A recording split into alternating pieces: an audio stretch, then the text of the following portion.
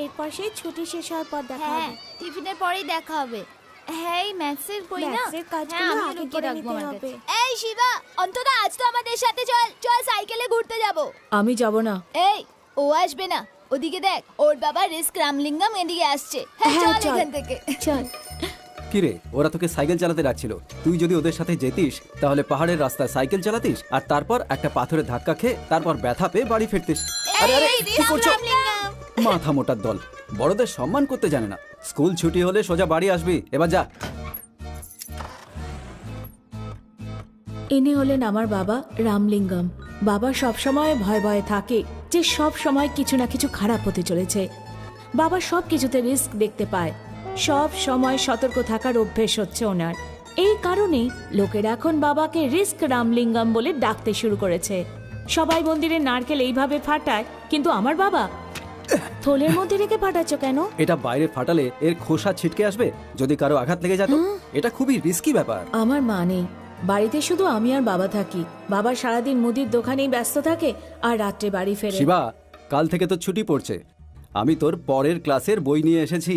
তোকে কবে আর কি পড়তে হবে আমি টাইম টেবিলে লিখে রেখেছি। যদি তুই মন দিয়ে পড়াশোনা করিস আর ভালো রেজাল্ট করিস তাহলে কোনো ব্যাংকে ভালো চাকরি পেয়ে যাবি। তারপর একটা ভালো বাড়ির সুন্দরী মেয়ের সঙ্গে তোর বিয়ে হয়ে যাবে। বাচ্চারা আর একটা গরমের দারুণ ছুটির জীবন অপেক্ষা কাটাবে, করে, তাই না? কিন্তু আমি ছুটি পড়লে ভয় পাই। আমি আবার স্কুল খোলার অপেক্ষা করতে থাকি। আমি ভেবেছিলাম এই বছরের ছুটিও প্রতিবারের মতোই হবে, কিন্তু তখনই আমার জীবনে রাজীবের এন্ট্রি হলো, আর প্রকাশ রাজন আঙ্কেলেরও। আরে সাবধানে, কেউ আছে? একটু নামিয়ে দেবে?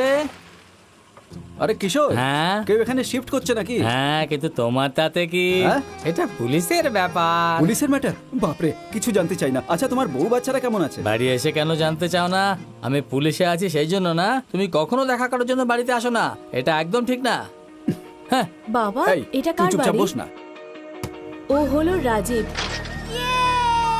ওর অ্যাডমিশন আমার ক্লাসেই হয়েছে। ওর বাবা হলো আইপিএস প্রকাশ রাজন। উনি একজন রিটায়ার্ড সিবিআই অফিসার ছিলেন। আমার গরমের ছুটি আর রাজীবের ছুটির মধ্যে অনেক তফাৎ ছিল। Rajib, yes dad.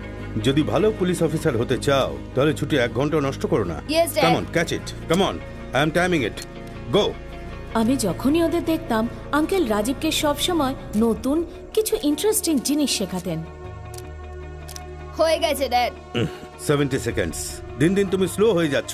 10 minutes on the plank punishment. Go. Uncle রাজীবকে যা Faster, কিছু রাজীব। শেখাতেন তার প্রসেসটা ছিল একদম অন্যরকম। ফাস্টার।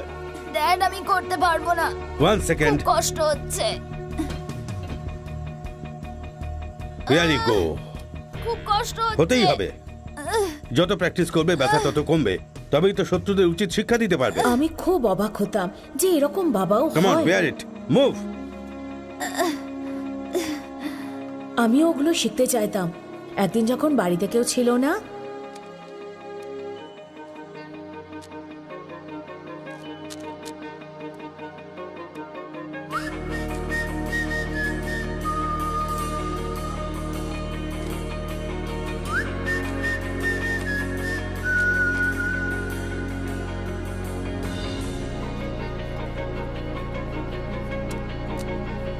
এই আমাদের ঘরে চুরি করার সাহস কি করে হলো? রাজীব, ওয়েট। তোমার নাম কি? শিবা। তুমি পাশেই থাকো তো? হ্যাঁ আঙ্কেল। আমি জানতাম রুবিক কিউব মিসিং আছে।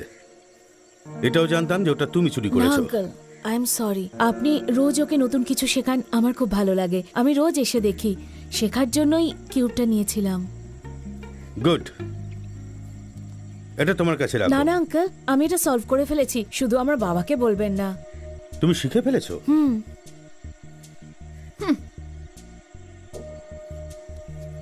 Rajib, come here.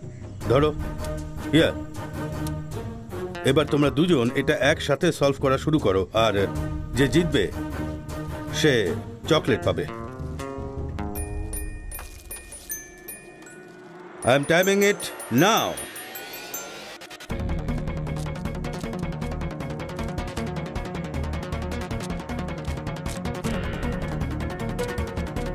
আমার হয়ে গেছে ড্যাড। 53 সেকেন্ডস। ইয়েস, প্রথমে আমি 62 সেকেন্ডে করেছিলাম, এখন আমি 9 সেকেন্ড তাড়াতাড়ি আই এম করেছি। সরি রাজীব, শিবা তোমার আগেই সলভ করে ফেলেছিল। 45 সেকেন্ডস। গুড, চকলেটটা তোমার। Thank you uncle. তুমি কি এখন আরো কিছু শিখতে চাও শিবা? হ্যাঁ আঙ্কেল,